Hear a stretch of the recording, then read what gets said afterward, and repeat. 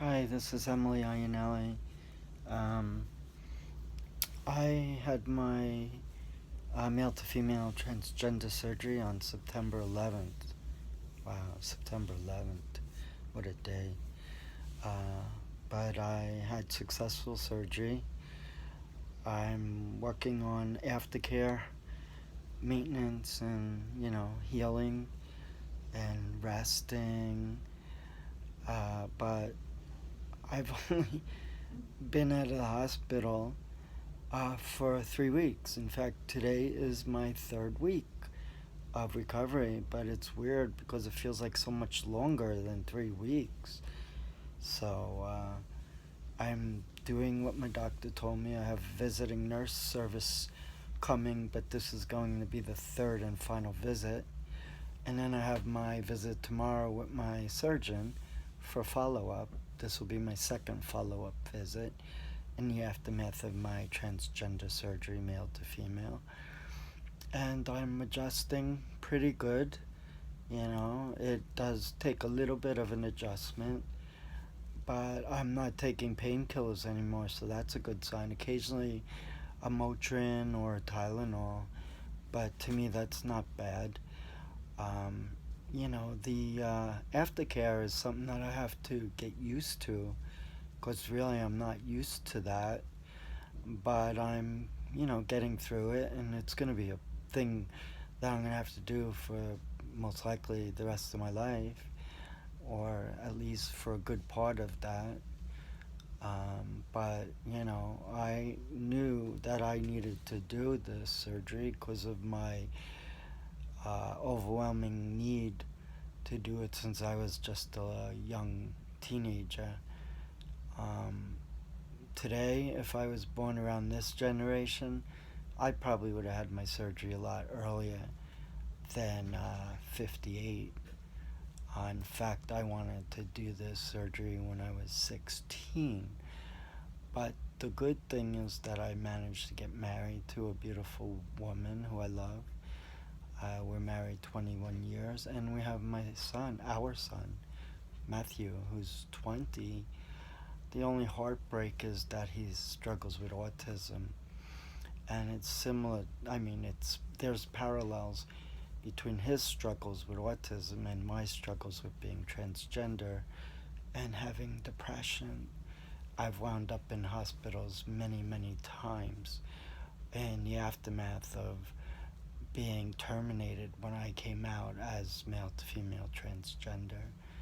And my life basically turned upside down. But I'm doing okay mentally and emotionally. My surgery wasn't a piece of cake because this surgery I just had on 9/11/19 was going to be canceled. And if it was canceled, this would have been my last attempt. And I would have walked away, saying, well, it's not meant to be. So on my sixth attempt, I told my doctor, surgeon, and his staff that if on the phone the day before my scheduled surgery, I said if it's canceled, then I'm just gonna have to walk away.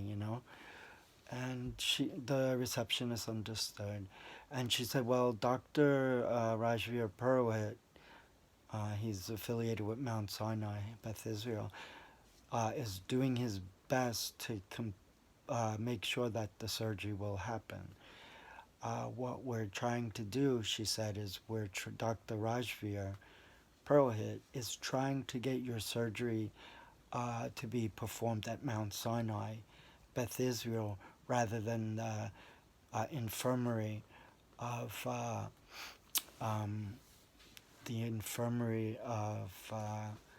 eye and ear, something like that. So she said, "Be patient. Just sit by the phone, and we'll see what happens." So I was depressed, and I buried my head into my pillow as I was crying, believing that the surgery wasn't going to happen for me. And then I got a call from the receptionist at Dr. Rajveer Purohit's office, and she said that Emily, I've got good news for you. And I said, what?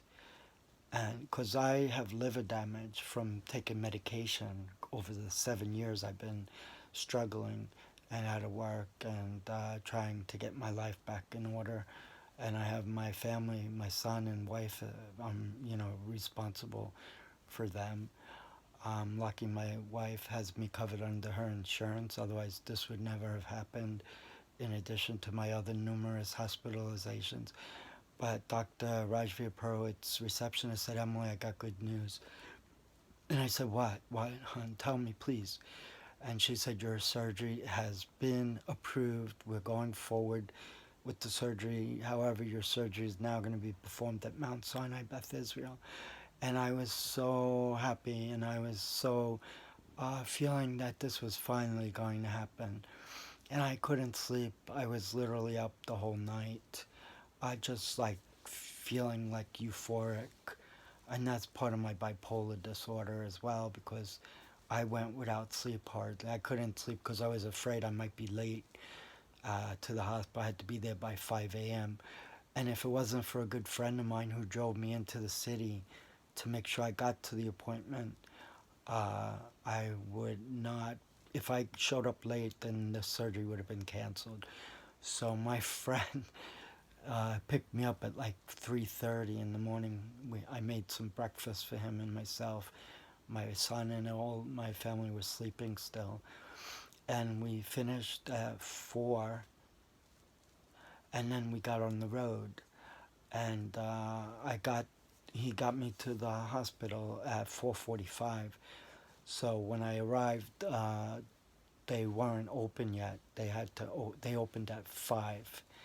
So I had to hang out for like 15 minutes, and I saw the security guy. I said, is there anywhere I can go to sit? And he put me in this room and with seats. So I sat there patiently. I had my camera to play with, and I wrote something about 9/11. I had time and I liked to write. Unfortunately, it was a sad day, so I was introspective about that. And I wrote, and I was introspective about my upcoming surgery. And after I filled out paperwork, it was nearly 6 a.m. and my surgery was scheduled at 7. So I just hung out, was playing with my phone, writing, and just thinking of what this is going to be all about. And then as the clock approached 7, I was taken over to the surgical unit, and I was just hanging out there going through my vitals and all that kind of stuff. And the first, there were nurses that were, talking with me, taking my vitals. And then the first doctor I saw was my anesthesiologist, and he was from Ireland because I recognized his accent. And he said, you're going to be fine, hon. We're going to administer anesthesia when up to the start of surgery. So I said, oh, okay. And he was talking, we were talking. I even asked him about kissing the Blarney Stone in Ireland. What is the whole big deal about kissing the Blarney Stone? And he told me this story, and I'd be afraid to do that myself. The way he told me how people do it, it's crazy. I wouldn't do that. And then my doctor, my surgeon, Dr. Rajveer Purohit, showed up along with his colleague, a very well-trained surgeon in transgender surgery from Serbia. And they said, I'm so happy for you, Emily. This is something you've been always waiting for, and I couldn't let this go by. I know the struggle you've been through. And I said, thank you, Dr. Rajveer Purohit and his colleague. And I was so happy. And then I was wheeled into the surgery, and the first nurse that approached me said, so what are we doing for you, hon? I said, I'm doing the vaginoplasty, male to female transgender surgery. And she said, oh, okay, very good. And then they prepped me, and then the doctor from Ireland started administering the anesthesia, and before I knew it, I was out. And that's when they performed the surgery.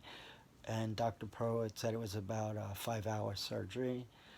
and I was resting. I even had to have blood transfusions. They were concerned about my condition in the aftermath of the surgery, and they also gave me a breathing exercise thing that I had to do because they were afraid I might develop pneumonia, and everything worked out fine.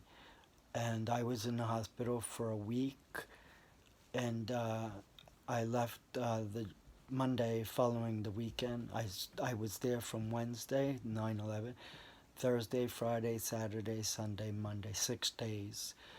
Uh, and insurance covered the 6 days. And everything was fine. It was really amazing. And when I woke up, I was groggy. And I said, "Has the surgery been performed and complete?" And they said, "Yes, you're fine, hon. You've got your wish now. You can go out into the world and be that woman that you always identified as."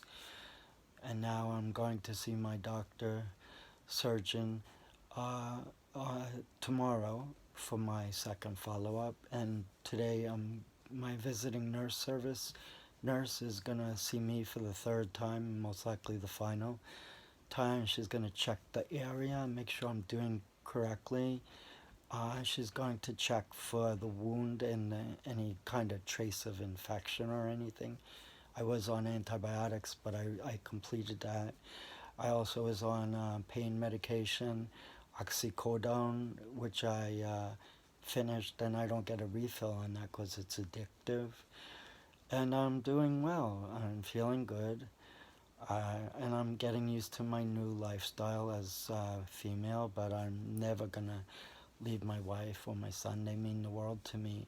So although my lifestyle has changed hygienically, it was never about sexuality. It was always about my gender identity, you know. And my wife is okay. She was okay with the surgery. She knew my situation, and we have our son, and we're happy. But we're also feeling very worried for him because he's 20 and he's autistic. He loves music. You should hear him sing. He's amazing. I posted some videos of him singing. Hotel California, Hold the Line, Hold the Line by Toto, Hotel California by the Eagles. And he blew my mind when he was singing. I couldn't believe it. Because I'm into the karaoke myself now. My wife was always into karaoke because she's from the Philippines. But I never even wanted to do it when they had their parties and stuff. I just wasn't into it. Occasionally I'd get up and do the John Denver song, Country Roads, Take Me Home Country Roads. But now it's like my pleasure, my hobby, whatever you want to call it. And I'm literally doing karaoke every day, especially now with my recovery. And I love doing it. There's an app that I love, Smule, Smule, where you can do karaoke. You can choose. Well, yeah, if you pay the VIP fee, uh, you get for the year, and you can renew it. You get to do your solos, or you can join in and do duets. So I like that. And then people invite me to join their duets. And there's one woman who keeps inviting me to do solo of religious music, spiritual music, and I enjoy that. I can't even keep on top of all the requests she's sending my way. So I just go and see the song, I listen, I check it out on YouTube, and then I get into my head remembering how that song is sung, and then I sing it, and I get like comments and hearts that they like it. So that's a good feeling, and it helps me. It helps me in my recovery, and it helps me with my self-esteem. And I'm really getting into the singing, and like uh, I never thought I could do a U2 song or a John Denver song or a Blink 182 song or any song. Oh, and Don McLean's American Pie. I never thought I could do those songs karaoke style.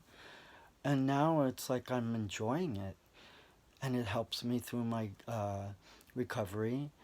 It gives me something to look forward to. And then, like I said, hygienically, my lifestyle has changed dramatically where I'm doing my dilating well, today is going to be the first time doing 3 times a day, but I've been doing that 2 times a day, and then I have to take showers after each time I do it. So now I'm going to be taking like 3 showers a day, and as a guy, I only did maybe 1 shower a week. I had very bad hygiene habits then because I just didn't care, you know.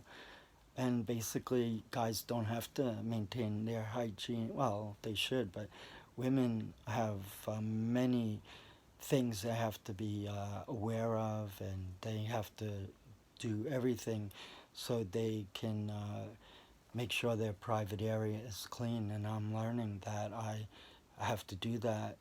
And right now, I'm using disposables for my underwear. So literally, I'm changing every day from that. And it's interesting, but I'm also in tune with my body, which I never was as a guy. I'm very in tune now with my body, as women are in tune with their body because they, for the most part, have babies and they have to, you know, do the things that women need to do. They have to get the sanitary napkins and all that stuff, and I'm doing that myself. And I'm really into the change. It's a good thing. It really is a good thing to be hygienically conscious as I am now.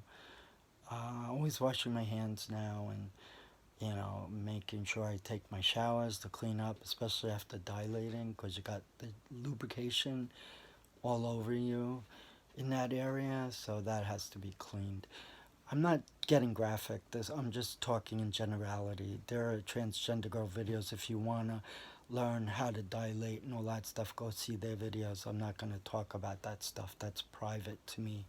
But I have no problem saying I'm dilating. It's something that transgender women have to do. And as far as I know, my doctor said I'm going to have to do this for the rest of my life. So I have to get used to that. But I'm doing good. I'm actually going to my high school reunion on Saturday, so I'm kind of looking forward to that. So, yeah, that's basically it. And, you know, my family is supportive of me. I have some really good friends who are supportive of me. In fact, they yell at me because they think I'm rushing the recovery, and I'm not. But I've been going out, and I may be sure to uh, reunion is special to me, so I really want to go. I'd be disappointed if I didn't go. And I kind of promised that I would on the JFK 40-year anniversary reunion on Facebook. I've been doing some posting there, and I said I'm going to come, so I can't not come. And it's something to look forward to, you know. So, I'm going to take pictures, hopefully, at the reunion. And I'll give follow-ups, too, of my progress as I recover.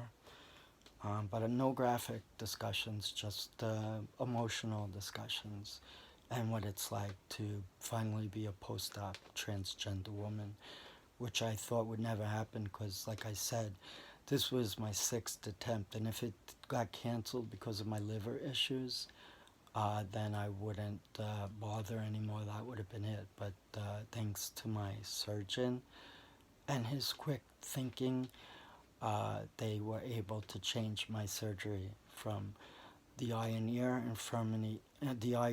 Infirmary affiliated with Mount Sinai to actually the Mount Sinai Beth Israel Hospital. And I'm happy now. Everything is good. Now I'm just worried about my son and making sure he's going to be okay. It's heartbreaking because he's our only child, and we're facing the situation that he's going to be placed in a group home, and it's just killing me because he doesn't want to go. He fights me all the time, and I'm just trying to help him, but it's heartbreaking. It's heartbreaking for my wife and I, because that means that he's gonna be away from us and we can only have visitation, and that's gonna kill me. But You know, a lot of my friends from high school days have grown children, but it's different because they went to college or military or whatever, and they have lives and they're able to go on. Whereas I'm worried for Matthew because he's not in college and I'm not forcing him. You know, I would love for him to even just go to NASA to try to figure out what he wants to do. He is bright, so that's on my mind constantly. But, you know, I'm working with him and my wife and his social workers and therapists and psychiatrists. So we have a whole team trying to help Matthew, which we need because autism is quite a struggle, even for the parents of an autistic young adult and child. Matthew was diagnosed at 3, and I knew I was different at 3 too. So we're both have our struggles, and you know, I only hope that Matthew's life will be a good one because he's such a great kid, you know, and he's got talent, and he's a smart kid, and I love him, and I cry a lot about my son because he means so much to me and my wife too. So I'm gonna wrap up because I have to dilate now. I have to get into my dilation exercise. So I'll be on YouTube with my karaoke and my occasional videos about my own recovery in the aftermath of my transgender surgery, which is today 3 weeks now. I thought it was more like 2 months ago, but it's only 3 weeks. That's not a lot. So I still have a lot to go with my respect to my recovery. So anyway, this is Emily, T-Girl Angel, signing off. See you soon again. Bye.